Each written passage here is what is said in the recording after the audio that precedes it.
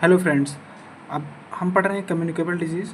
Communicable disease में आज हम पढ़ेंगे मीज़ल्स, जिसको रूबियोला के नाम से जाना जाता है या जिसे खसरा भी बोलते हैं, जो कि एक एक्यूट हाईली इन्फेक्शियस डिजीज़ होता है चाइल्डहुड में, caused by a specific virus of the group myxoviruses, characterized by a fever and catarrhal symptoms of the upper respiratory tract like coryza, cough, followed by typical rashes.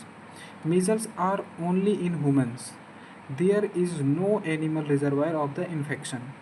अब हम measles का epidemiological determinants देख लेते हैं। Epidemiological determinants में हम क्या पढ़ते हैं? एजेंट फैक्टर पढ़ते हैं, होस्ट फैक्टर पढ़ते हैं और इन्वायरमेंटल फैक्टर पढ़ते हैं। तो एपिडेमियोलॉजिकल डिटर्मिनेंट्स ऑफ मीजल्स में सबसे पहले एजेंट फैक्टर देखेंगे, जिसमें एजेंट क्या होता है? Caused by an RNA paramyxoviruses. अब इसमें दूसरा पोर्शन देख लेते हैं। एजेंट फैक्टर में सोर्स ऑफ इन्फेक्शन क्या होता है? केस ऑफ मीजल्स जो होता है वही सोर्स ऑफ इन्फेक्शन होता है। और मीजल्स में जो इन्फेक्टिव मटेरियल होता है वो सिक्रीशन होता है नोज, थ्रोट और रेस्पिरेटरी ट्रैक्ट का। अब कम्युनिकेबिलिटी क्या होती है मीजल्स में? 4 days before and 4 days after the appearance of the rashes. अब हम दूसरा पोर्शन जो होता है हमारा एपिडेमियोलॉजिकल डिटर्मिनेंट में, होस्ट फैक्टर होता है। होस्ट फैक्टर में हम सबसे पहले एज पढ़ेंगे कि मतलब किस एज के ग्रुप को ज़्यादातर मीजल्स अफेक्ट करता है। तो जनरली अफेक्ट करता है इन्फेंट्स एंड चाइल्डहुड को, above 5 year in developed countries and between 6 month to 3 year of age in developing countries. और जेंडर देख लेते हैं कि किस तरीके से ये जो मीजल्स का वायरस होता है वो कौन कौन से जेंडर को अफेक्ट करता है। मेल और फीमेल में इक्वली अफेक्ट करता है। और उसके बाद में immunity, one attack of the measles generally gives life long immunity.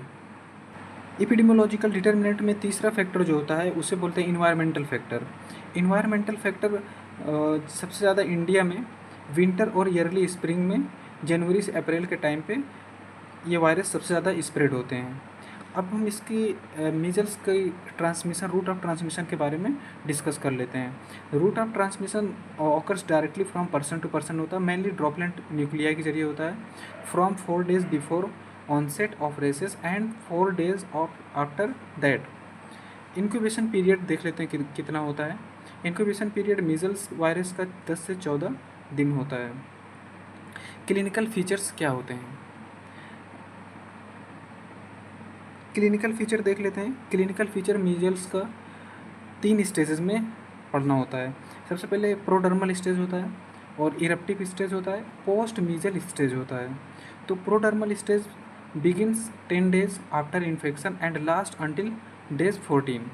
तो ये करेक्टराइज्ड बाई कुछ इसके करेक्टरिस्टिक्स होते हैं प्रोडर्मल स्टेज के, जिसमें फीवर होता है, कोराइजा होता है, स्नीजिंग होगी, नेजल डिस्चार्ज होगा, कफ होगा, रेडनेस ऑफ आई होगा, लेक्राइमेशन होगा, वोमिटिंग होगी और डायरिया भी होगा।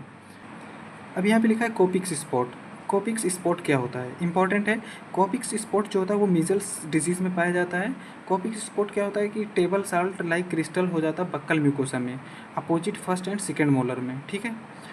अब हम देख लेते हैं दूसरा स्टेज जो कि क्लिनिकल फीचर में हमें पढ़ना है, जिसका नाम है eruptive phase. Eruptive phase characterized by a typical dusky red macular और maculopapular rash. Rash begins behind ear and spread rapidly in few hours over face and neck, extend down in body 2 to 3 days, progress to lower extremities। अब हमारे पास तीसरा stage पढ़ना था जो कि clinical feature में पढ़ना है, जिसे बोलते हैं पोस्ट मीजल स्टेजेस। पोस्ट मीजल स्टेज में क्या होगा कि child will have lost weight. जो बच्चे को होगा मीजल्स तो उसका वेट लॉस होगा, मे बी ग्रोथ रिटार्डेशन हो जाएगा, डायरिया भी होगा, पायोजेनिक इन्फेक्शन होगा, कैंडिडा का इन्फेक्शन भी हो जाएगा। अब इसकी क्या डायग्नोसिस है?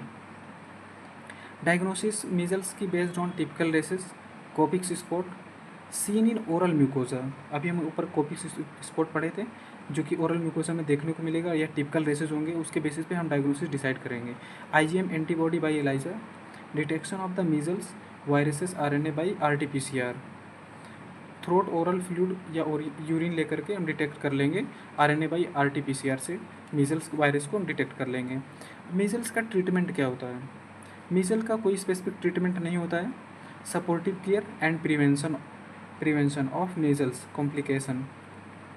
Prevention of secondary infection, secondary infection से प्रिवेंशन करेंगे और सपोर्टिव केयर करेंगे, और उसके बाद में विटामिन ए देंगे।